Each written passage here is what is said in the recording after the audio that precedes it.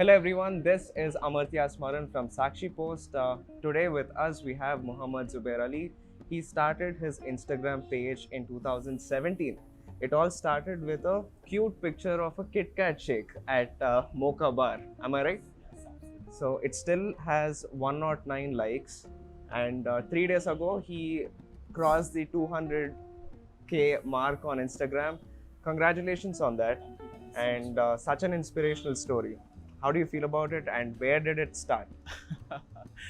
Feels little unreal, to be very frank, because when we started 2017, we had no idea about how to go about Instagram, because everything was new. There were hardly any bloggers on Instagram, especially from Hyderabad. So everything was very new to us, and then slowly stories got introduced, and that was the time when I thought, okay, let's do something where people will get to know on real time basis what is happening in the city. So it's then I started going to places, restaurants, clubs, lounges, and there itself I started uploading live stories that I'm at a particular place right now eating so and so, the dish is priced at so and so, and then I used to continue that, and every single day we used to post that, going out, eating food, and posting about it. So that was something, a changing point for me. And after that, I never looked back. It's been an amazing journey, I would say. Okay, so I've gone through your entire Instagram profile, and what's amazing is that it took time for you to pick up. I think your first 5,000 followers, it was in the month of April. You started in February 2017, and in April, he hit the 5,000 follower mark. It's a struggle, right? Because initially, no one's looking at your work. Exactly. And you're not getting the views that you want. So, how did you deal with that period? So I think I feel that it is easy to start on Instagram because the platform is free. You know what is happening on the platform, that you're supposed to upload stories, reels, post, whatever you want. But then being consistent and sticking to the plan is very important. That's the most difficult part. So when I started, it was easy for me to start off. But then the whole problem came in when I reached 5,000 followers, and nothing was happening. No engagement, likes are not being increased. There are no DMs, people are not responding properly, and I was like, what is happening? So I gave it a thought. I was like, am I wasting time here, or should I just delete the profile and continue with my regular work? But then one of my friends said, why do you want to do that? You're posting, however, just keep doing it. And then I think I didn't stop after that. I just kept posting, even though there was no good traction on the profile. I still kept doing that. But after a certain point, people realized that okay, this guy is here to stay. He's here to do something on a constant, regular basis. He's very serious about his work. That changed the game for me, and people understood the key. Okay, he's doing something, and then it just went on. All right. So, what was that one post that took you off? I don't exactly remember which post that took me off, but I think it was Instagram stories, I would say. That was a changing point for me, because in post earlier, what used to happen was, you can hardly put up only 10 pictures, not more than that. Yeah. So it was really difficult for me to, tell or show the ambience, the service, the food in 10 pictures. But then when stories came up, I started uploading everything. How is the ambience? How are the corners of the restaurant?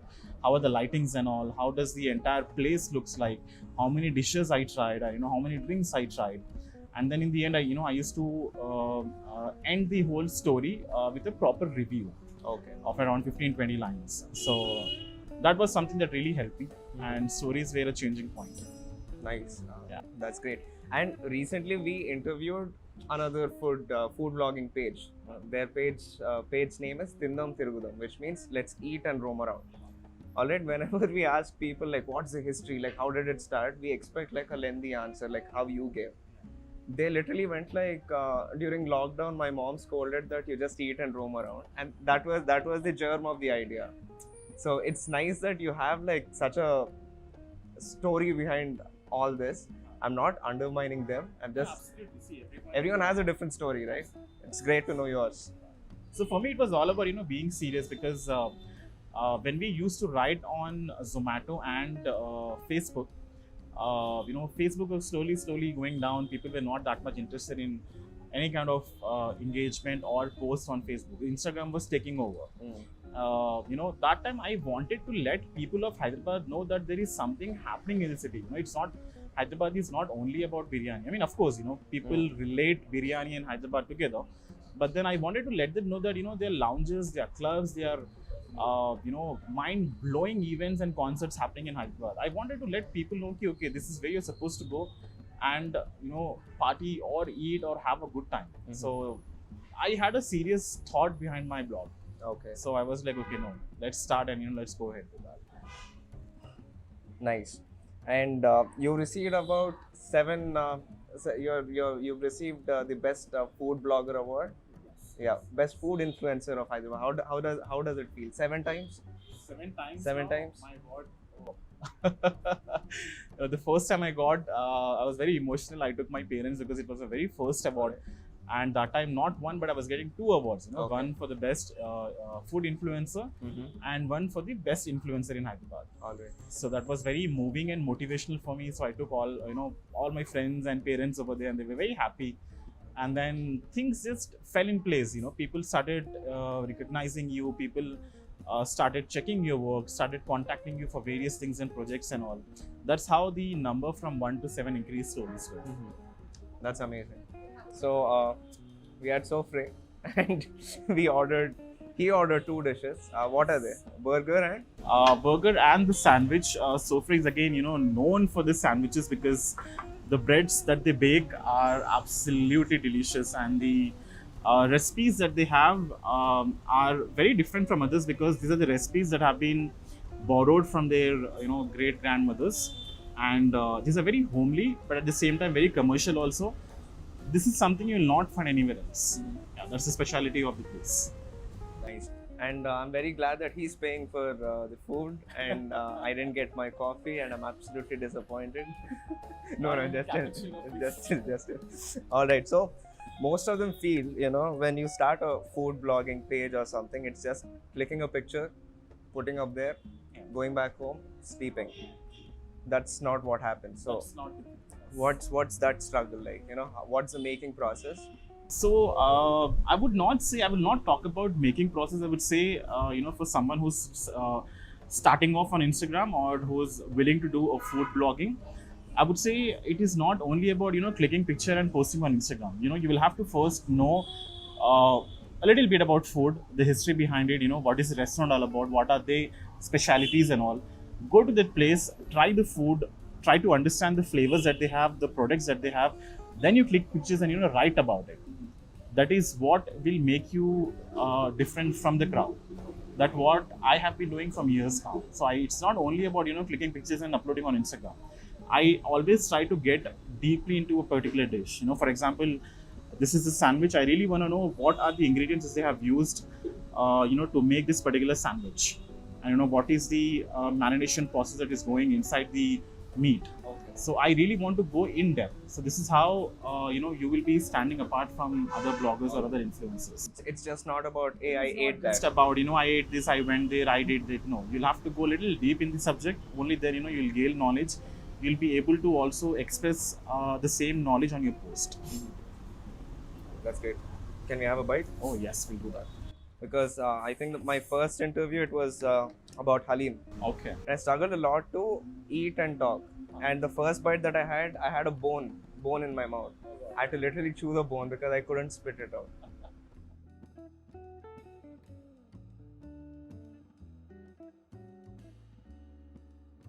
So what is your go-to food pick? Being a Hyderabadi, it's always been local food for me. If you really ask me, my go-to food will be at Old City for sure. Okay. Because, khichdi, paya, keema, bheja, all these are my thing, typical Hyderabadi dishes. I love eating them. Nayab, you like Nayab? Absolutely, I love Nayab. The owner loves me, I love him. I've been known, we both know each other from really long.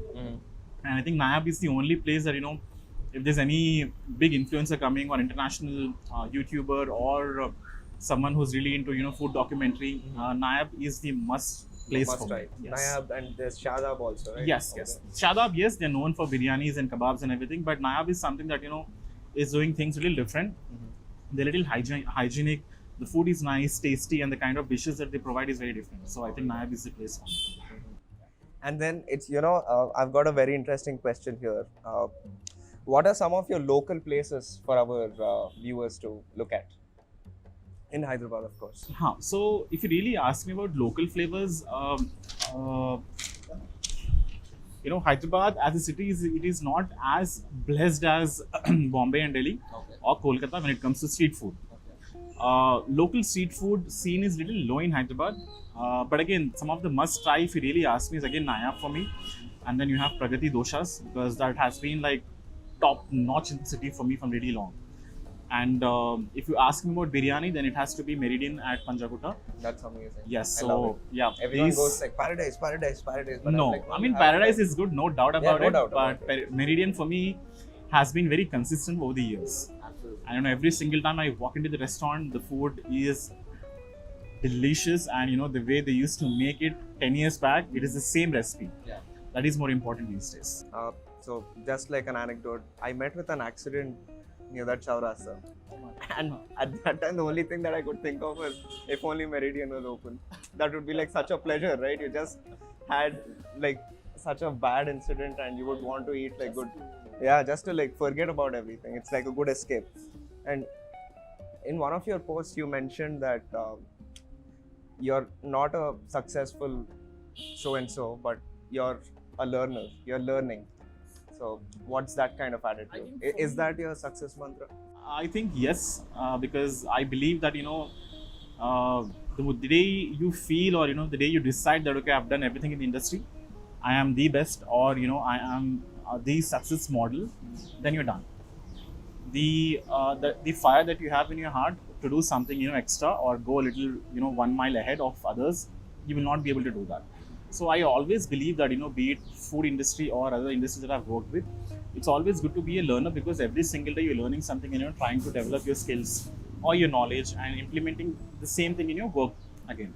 So it is very important. Every single day, when I get up, I tell myself, well, let's go do something different today, or do something or learn something today, because that will keep you going in a longer run. For people who really wants to start food blogging only for 15-20 days or 1 year, 2 year, then yes, that mindset of okay, I'm the best, or I have reached certain level, these are my followers, this is my views, it is good for them. But for someone who has taken food blogging as a profession or who really wants to go on a really long way, then for them it is very important, you keep learning things every single day.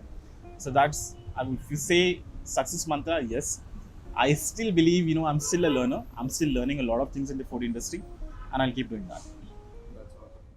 And I need to keep looking at the questions once in a while. Yeah. So what are some of the key qualities you look for when you visit a place? Food, of course, has to be the best because the competition is growing so rapidly and so quickly in Hyderabad. You cannot mess with that.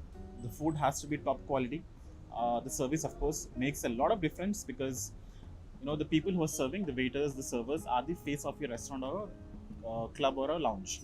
So the service has to be really good, and ambience to a certain point, because Hyderabad as a city, is known for going to places, visiting a lot of restaurants, club, lounges, sitting and having the whole experience. So that's one of the reasons why Hyderabad doesn't have a lot of food, street culture in Hyderabad. Yes, we have, but not at that extent. Yeah, you said we are not as blessed as Bombay, Mumbai. Delhi and Kolkata. We don't have that much of street food. But yes, people of Hyderabad love going to places. So I think ambience is also very important. Yeah, but do you see us going there, going towards that end where We are growing slowly. Places like Madhapur, DLF, Charminar, slowly Sanikpuri area is also increasing when it comes to street food. So slowly, I think that bubble will grow more, and that's good for the city. Yeah, and one more thing that I noticed while going through your profile is that he's got a particular sense of music. I noticed you use a lot of jazz. Is it right? You have done a lot of homework, huh? Absolutely, we must. But still, I struggle to look at the questions once in a while. That's absolutely all right. We'll just keep it. We'll keep doing that. So, what's your love for jazz? I love jazz. I love vocal jazz. So for me, I think I got introduced to jazz 6 years, 5 years back, when one of my friend is again into jazz singing and all. So when I heard for the first time, I mean, I knew about the genre, and I was like, okay, jazz. There is some kind of a music and all. But then when I experienced it in real time, it was something else. It was so soothing, Yeah. and I forgot my all tiredness that day. I was like, okay, so this is the music. Just grab your Red Bull and sit and chill. And that I'm was getting the day. there. I'm getting there. Red Bull. That was the day, and I fell in love with jazz, and it's been my go-to music all the time. Yeah, I love jazz. And what's your love? What's your thing with Red Bull? No, Red Bull, people think that Red Bull is sponsoring me or paying me for all these things, but no, they are not. I'll say again, no, they are not. The thing was, I started socializing at my college days, very early in my life. So I don't drink. I'm not an alcoholic person, or I'm not into cigarettes or anything. It's the only coffee. But you like hookah. I sometimes yes. So when I used to go to parties and all, when you stand at the bar counter, you're socializing with all pastry people and everyone. Everyone is holding a beer or a cocktail or a super looking drink, and you holding a glass of water. Looks a little weird. Yeah. So I was like, okay, Red Bull day. Yeah, and they go with that fake British accent. Like, have you tried the bourbon? And then you go like, I have water in front of me. What do I do? So I think Red Bull was my only drink, because I'm not much into cold drinks. I don't like all those fizzy drinks and all. It gets me bloated. So I try to avoid that. So Red Bull is the only drink that I started drinking that time, and it's been going. And then the relationship grew between me and Red Bull. Now the whole team of Red Bull knows me, and I know them personally. So yeah, things have gone little. I think you'll very soon get the tickets to one of the Grand Prix at Netherlands. Love to. They have that ring, right? Amsterdam. Yes. You'd love to go there? I would love to. Why not? Mm-hmm. Okay, you watch sports? Like you like? I do. I'm not much into sports because my schedule keeps me a little busy. But I try to take out time when it comes to cricket. Yes, cricket in India is a religion, and I'm one of the parts. So, what kind of role did your family play? If I'm not wrong, you have a beautiful wife. Yes, I do. Yeah. Has she played an instrumental role in? Of course, she did. I think whenever you want to do something different in life, you need a lot of support in that. Be it your friends or family or your relatives.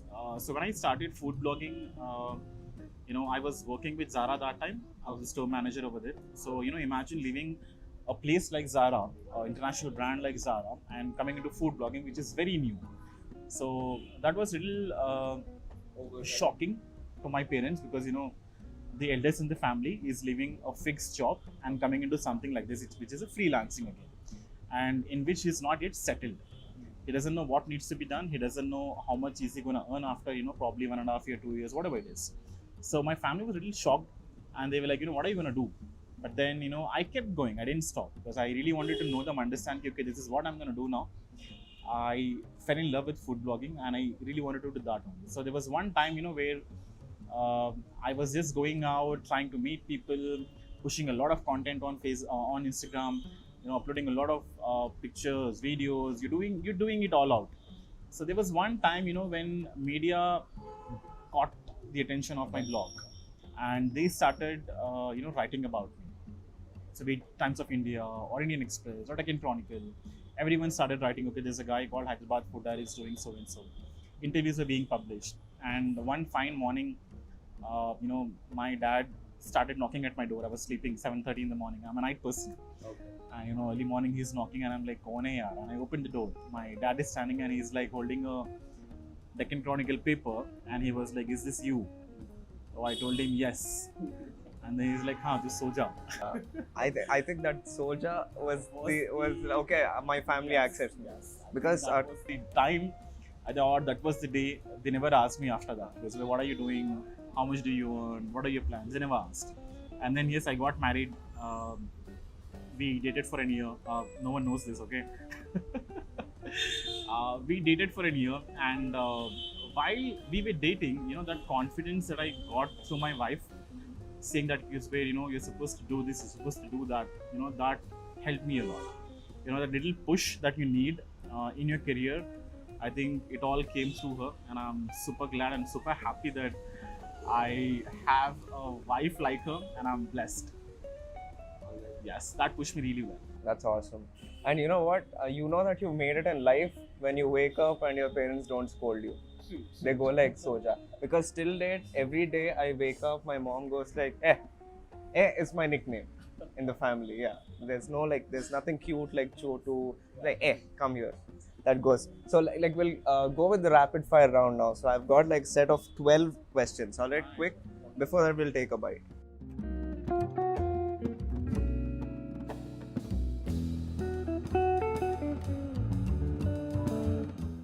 You're paying for this, no? Of course, I'm paying. You need one more? Okay, so let's go with the rapid fire round. Biryani or halim? Biryani. Why? Hyderabadi. You can't deny that. Plain kulfi or flavored kulfi?